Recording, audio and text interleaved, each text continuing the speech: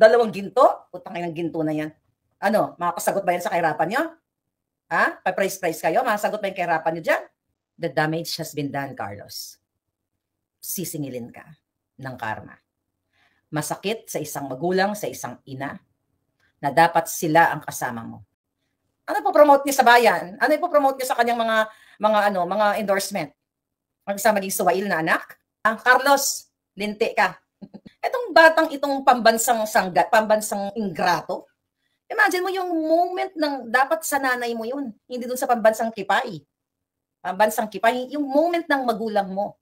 Vlogger na si Maharlika, sinupalpal si Golden Boy Carlos Yulo at ang jowa nitong si Chloe San Jose. Viral sa social media ang binitawang salita ng social media personality na si Maharlika para sa 2 times gold medalist sa Paris Olympics na si Carlos Yulo.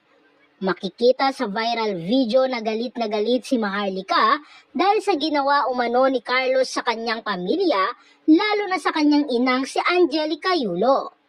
Para kay Maharlika, darating ang panahon at sisingilin ng karma si Carlos dahil anya, masakit para sa isang magulang at sa isang ina na dapat sila ang kasama ni Carlos at hindi ang ibang tao lalo na sa kanyang tagumpay.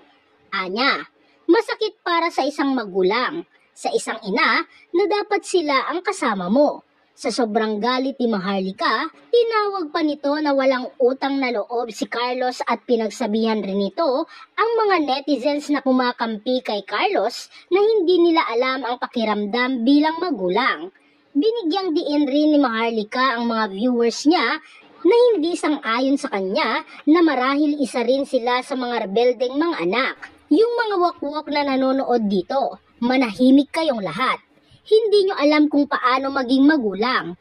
Wala kayong alam kasi maaari kayo ay rebelde na mga anak. Ani ni Maharlika. Para kay Maharlika, dapat umano hindi sinusuportahan ang mga endorsements ni Carlos.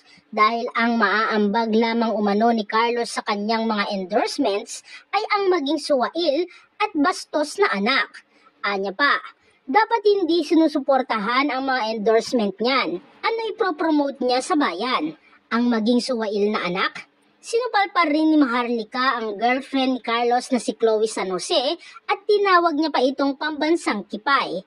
Kine-question rin nito kung paano ba pinalaki ng kanyang mga magulang si Chloe dahil hindi ito nagawang respetuhin ang mga magulang ni Carlos. Paano ba pinalaki itong batang ito ng kanyang magulang itong si pambansang kipay, Chloe San Jose?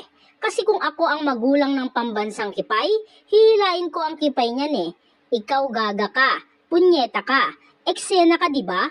Irespeto mo ang magulang no matter what. Dagdag pa ni Maharlika. Aminado si Maharlika na galit siya kay Carlos dahil ina din siya at ramdam niya ang lungkot at sakit na dinaranas ng mga magulang ni Carlos. Anya, mas pinagpalit pa umano ni Carlos ang kipay o kifi kaysa sa kanyang mga magulang.